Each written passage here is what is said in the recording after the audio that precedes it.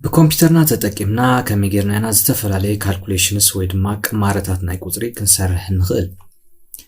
ዝተፈላለዩ ቅማረታት ናይ ቁጽሪ ክንሰርሕ ኣብ እንደሌለ እዋን ካልኩሌተር ኢና ንጥቀም። ኣብ ኮምፒውተርና ድማ ኣዝያ ምዕብልቲ ዝኾነት ካልኩሌተር ኣላ። ኣብዛ ካልኩሌተር ስታርት ኢልና ኣብዛ ካልኩሌተር ንእቶሞ እዛ ካልኩሌተር እዚኣ ከምዚ ንሪኣ ዘለና እዚኣ እታ ስታንዳርድ ካልኩሌተር ጥራያና ኣብዚ ንሪኣ ዘለና እንተኾነ ግን ኣብዚ ሜኑ ምስኣተና ዝተፈላለዩ ዓይነት ካልኩሌተር ወይ ድማ ናይ ቁጽሪ ቅማረታት ኣገልግሎት ክትበና ትኽእል እያ። ንኣብነት ናብ ሳይንቲፊክ ካልኩሌተር ክንወጣ እንድሕደልና ኣብዚኣ ሳይንቲፊክ ካልኩሌተር ምስ ቀየርና ዝተፈላለዩ ከምዚ ንሪኦ ዘለና ናይ ሳይን ኮሳይን ድዩ ናይ ትሪግኖሜትሪ ናይ ሎጋሪዝም ዝተፈላለዩ ስራሓት ክትነግረና ወይ ድማ ቅማረታት ክትቅምረልና ትኽእል እያ ማለት እዩ። ከምኡውን ብተወሳኺ ኣምዝ ጌርና ከነዕብያ ከነንእሳውን ንኽእል ኢና።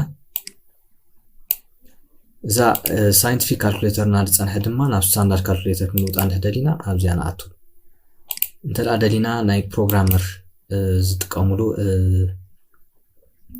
እዚ ናይ ብፍላይ እዚ ናይ ኮምፒውተር ነገራት ማለት እዩ ናይ ባይናሪ ናብ ሄክሳዴሲማል ምቕያር ካብ ዴሲማል ናብ ኦክታል ምቕያር ወይ ናብ ባይናሪ ምቕያር ክንጥቀም ምስደሊ ድማ ኣብዚ ፕሮግራመር ዝብል ኦፕሽን ንኣቱ ማለት እዩ። ካልእ ናይ ዕለት ካልኩሌሽን ኣለዋ። ኣብዚ ዕለት ዘሎ ዲፈረንስ ከተርእየና ትኽእል እያ ማለት እዩ። ዲፈረንስ ወይ ድማ መዓልታት ከተርእየና ትኽእል እያ ማለት እዩ። ንኣብነት ኣብዚ ኣቲና እስኪ ካብ ጃንዋሪ 11 ለሰይ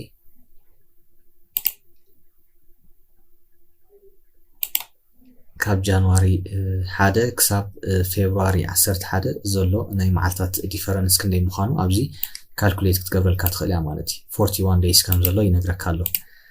ካልእ ኣብዚ ኮንቨርተርስ ኣለና። ዝተፈላለየ ኮንቨርተርስ ድማ ኣሎ። ኣብዚ ናይ ካልኩሌተር ከም ናይ ካልኩሌሽን ስራሕ ኣሎ፣ ኣብዚ ናይ ኮንቨርዥን ስራሕ ኣሎ። ንኣብነት ካረንሲ ትልውጠልካ ትኽእል እያ። ጅዝ ናይ ካረንሲ ናይ ኢንተርኔት ኮኔክሽን ክህልወካ ክኽእል ኣለዎ ማለት እዩ። ካልእ ናይ ቮሊዩም ማለት እዩ። ካብ ንኣብነት 1 ሊትር ክንደይ ሚሊ ሊትር እንድሕዳ ደልየ ብዚ ሕጂ 1 ሊትር 1000 ሚሊ ሊትር ምዃኑ ኣብዚ ይነግረና ኣሎ ማለት እዩ። እዚ 1000 ሚሊ ሊትር ድማ ክንደይ ናይ ቡን ኩባያታት ዓቐን ከም ዘለዎ ኣብዚ ይነግረና ኣሎ ማለት እዩ። ሕጂ ከምዚ እናገበርኩም ከዓ ዝተፈላለዩ ናይ ቮሊዩም ቅማረታት ክትገብሩ ትኽእሉ ኢኹም። ብተወሳኺ ናይ ርሕቐት ናይ ሌንግዝ ድማ ኣለና ኣብዚ ንኣብነት 1 ኪሎ ሜትር ሲ ንብላ ማለት እዩ። ብዚ ክንደይ ኪሎ ሜትር ክንደይ ዮሬታ ክንደይ ማይልስ እዩ ወይ ዝተፈላለዩ ኣብዚ ክንደይ ሜትሮ እዩ 1 ኪሎ ሜትር 1000 ሜትሮ ምዃኑ ድማ ኣብዚ ይነግረና ኣሎ ማለት እዩ። ሕጂ ዝተፈላለየ እዚ ናይ ርሕቐት ቅማረታት ተካይደና ትኽእል እያ። ከምኡውን ናይ ክብደት ቅማረታት ድማ ኣብዚ ክንኣቱ ንኽእል ኢና። ዌይት ኤንድ ማስ ዝብል ኣሎ ማለት እዩ። ንኣብነት ኪሎግራም መሪፅ ኣለኹ 1 ኪሎግራም ክንደይ ለሰይ ኣብዚ ኣቲና ክንደይ ግራም እዩ እንድሕር ኢልና 1000 ግራም ምዃኑ ይነግረና ኣሎ ማለት እዩ። እጂ ከምዚ እናገበርኩም ከዓ ዝተፈላለየ ናይ ክብደት ቅማረታት ክሰርሑ ትኽእሉ እዮም። ከምኡውን ናይ ቴምፕሬቸር ካብ ዲግሪ ሴልሲየስ ንኣብነት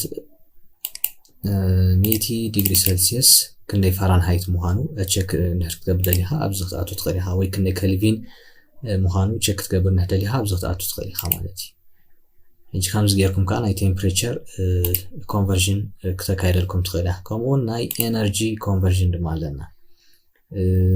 1 ጁልሲ ክንደይ ኪሎ ጁልስ እዩ ወይ ኤሌክትሮን ቮልት እዩ ዝተፈላለየ ኣብዚ ብካሎሪስ ገለ ይነግረና ኣሎ ማለት እዩ። ኣብዚ ኣቲና ናይ ኤነርጂ ኮንቨርዥን ክነካይድ ንኽእል ኢና። ከም ትሪእዎ ዘለኹም ብዙሕ ኮንቨርዥንስ ኣሎ። ኣብዚ ናይ ኤሪያ ኣሎ፣ ናይ ስፒድ ኣሎ፣ ናይ ታይም፣ ናይ ፓወር፣ ናይ ዳታ፣ ናይ ፕሬዠር፣ ናይ አንግል ዝተፈላለየ ኮንቨርዥን ኣሎ። ሕጂ ገለገለ ሰባት ምናልባት እዚኣ ስታንዳርድ ካልኩሌተር ስለዝኾነት ንምድማር ንምጉዳል ጥራይ ንጥቀመላ ኮይኑ ክመስለና ይኽእል እዩ። ግን ከምዚ ዝረኣናዮ ኣብዚ እናኣተና ብዙሕ ስራሓት ክንሰርሕ ንኽእል ኢና። ከምኡውን ሂስትሪ እንድሕር ኣሎ ኮይኑ ኣብዚ ተምፃልና እያ።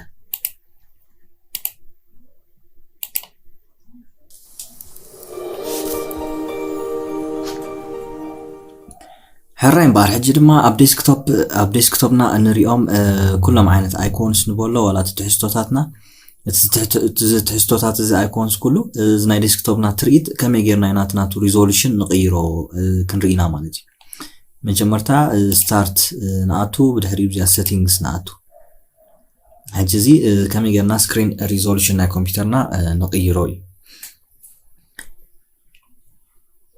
ዊንዶውስ ሴቲንግስ ተኸፊትና ኣሎ ብድሕሪ ብዚኣ ሲስተም ትብላላትና ኣብዚኣ ሲስተም ንኣቱ ኣብዚኣ ሲስተም ምስኣተና ኣብዛ ቀዳመይቲ ዘላ ትሪእዋ ዘለኹም ዲስፕሌይ ትብላላ ማለት እዩ ኣብዚኣ ዲስፕሌይ ትብላላ ቀፂልና ኣብዚኣ ሪዞሉሽን ትብላላ ትሪእዋ ዘለኹም ሪዞሉሽን ትብላላ ሕጂ ኣብዚኣ ድሮፕ ዳውን ቦክስ ኣላ ሕጂ ኣብዛ ናተይ ኮምፒውተር ሪእዋን ክልተ ዓይነት ሪዞሉሽን ጥራይ ዘርእየኒ ዘሎ እቲ ሪኮመንድድ ሪዞሉሽን ድማ 1920 ብ1080 ማለት እዩ ሕጂ እቲ ዝበዝሐ ቁፅሪ ዘለዎ እንድሕር መሪፅኩም እቲ ናታትኩም ዴስክቶፕ ዝበዝሐ ትሕዝቶ ክሕዝ ይኽእል ማለት እዩ ብኡ መንፅር ከዓኒ እቲ ፅሕፈት ዋላ እቲ ስእሊ ከዓ እንታይ ክኸውን እዩ ማለት እዩ ሽሪንክ ክኸውን እዩ ወይ ከዓ ክንእስ እዩ ማለት እዩ ሕጂ ድሓና ነኸርእየኩም እየ ኣብዚ 1024 ብ768 እንድሕር ገይረዮ ኮምፒውተረይ ትሪእዎ ኣለኹም እቲ ሪዞሉሽን ከመይ መሲሉ ኣሎ ማለት ተቐይሩ ኣሎ ማለት እዩ ሕጂ ብዚኣ እንድሕር ኪፕ ዘ ቼንጅስ እንድሕር ኢልያ ቅድሚዛ ግዜ ምውዳኣ እቲ ናተይ ሪዞሉሽን ከምዚ ንሪኦ ዘለና ክኸውን እዩ ሕጂ ድሓን ክንሪኦ መታን